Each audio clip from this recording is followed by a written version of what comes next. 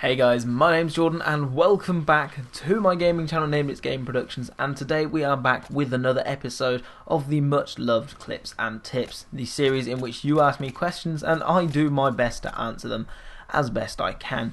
But first off, I introduced this new mic not very long ago. It's the Blue Snowball, if you didn't know already, and I asked you guys, what did you think of it? Do you think it was good? Do you think I should keep it? And pretty much all of you said it sounded very, very nice, and I definitely can hear the difference, especially on my end. I mean, you do lose a bit of the quality when it gets encoded onto YouTube, but it still sounds very, very nice. So I have decided that all future commentaries will be recorded with the Blue Snowball.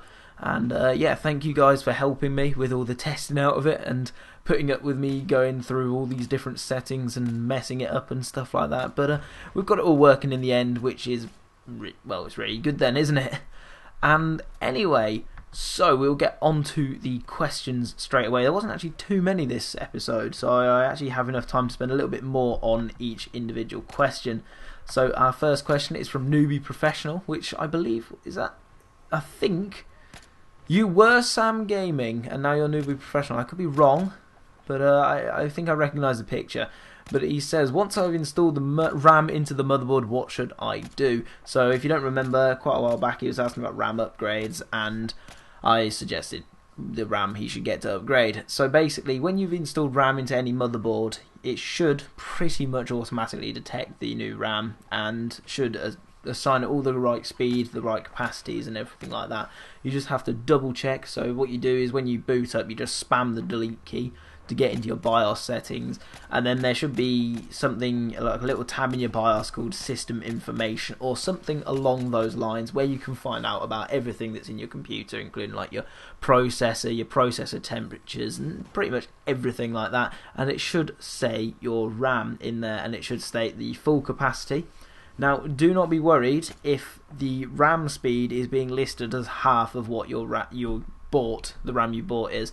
So for example, if you've bought 1600 megahertz RAM and it says it is 800 megahertz RAM, or if you bought 1333 megahertz RAM and it said it was 667 megahertz RAM, you don't have to worry about that. It's basically because of the fact that RAM, as you know, is DDR RAM. It's DDR memory, and that stands for double data rate, which basically means that it can do like 2 things per clock cycle, as far as I know. I could be wrong, but basically you just double that and that gives you your full RAM speed. So yeah, there we go.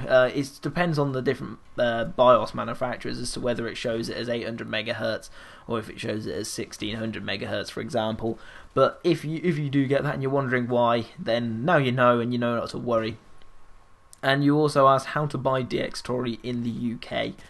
DxTory in the UK, you go onto the Xcode website, spelled exkode.com, and you can buy DxTory from there. It costs 3,600 Japanese yen, which may sound like a lot, but it's actually 21 British pounds.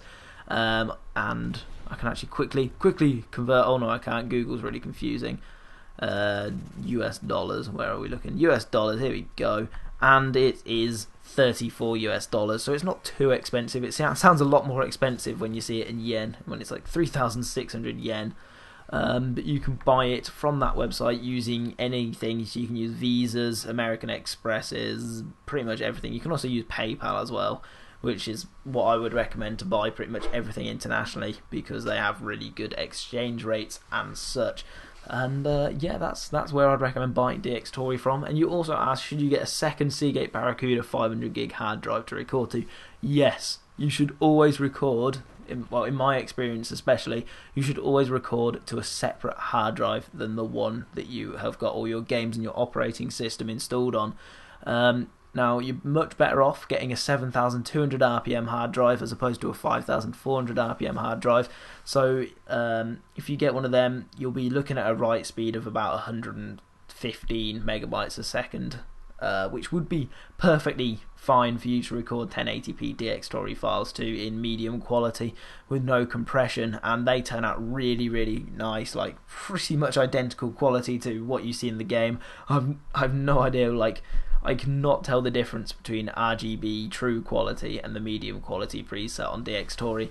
It is very, very good, but yes, you should always record onto a separate hard drive to the one you have everything else installed on, because if you only have one hard drive in your system, it's being used for your swap file, which is also called your page file, which is basically where it switches things off and onto the RAM when it's not being used on the RAM, which basically does mean it will slow down either your recording or your game, depending on what's happening. And the next question is from Claviso Ketchup. He says, Jordan, I've got about £350 to spend on a graphics card. I'm going to get an Nvidia card, but I'm not sure which manufacturer to get. Originally, I was going to get a Zotac GTX 770. Zotac's good. I've seen the benchmarks and they're quite good. But in the Steam hardware forums, a lot of people have recommended looking at EVGA and MSI cards. What are your thoughts on this?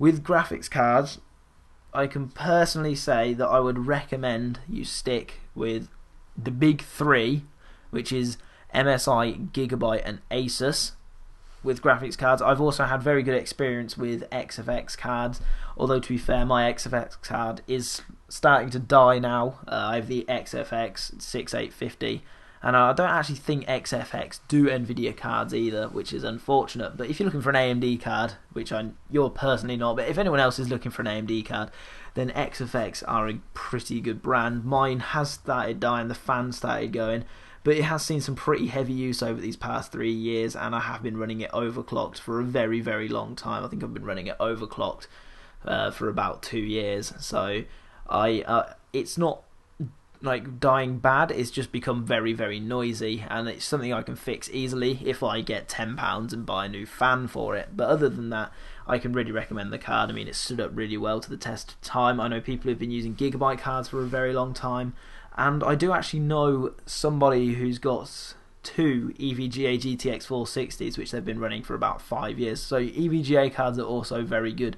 So just stick to all the pretty big brands which you've heard of. I mean, I've no experience with Zotac cards, so I can't personally recommend it, although if it's the best for the money, then it's probably one you should go for. But personally, I would recommend you stick with EVGA, MSI, Asus or Gigabyte for your cards, because they are pretty much the best Nvidia card makers you can go with. And I'm sure you'll have lots of fun with that, especially with the GTX 770. I mean, that is a very OP card. I think isn't it exactly the same as the 680? As far as I can remember, I think it is. But no, it's an incredible card. And also, especially with the GTX 6 series and 7 series, you get access to Shadow Play, which is incredible. It's a game recording. It's basically a game capture software built in, which has no performance hit on your computer whatsoever, pretty much. So yeah, that's pretty much it for your question, actually. So I can't remember exactly. It was EVGA, Gigabyte, Asus and MSI cards, which I would recommend you go and get. So yeah, that is pretty much it for this episode. So thank you very much for watching. Thank you, and please subscribe, rate and ask me more questions in the comment section below. And yeah, goodbye.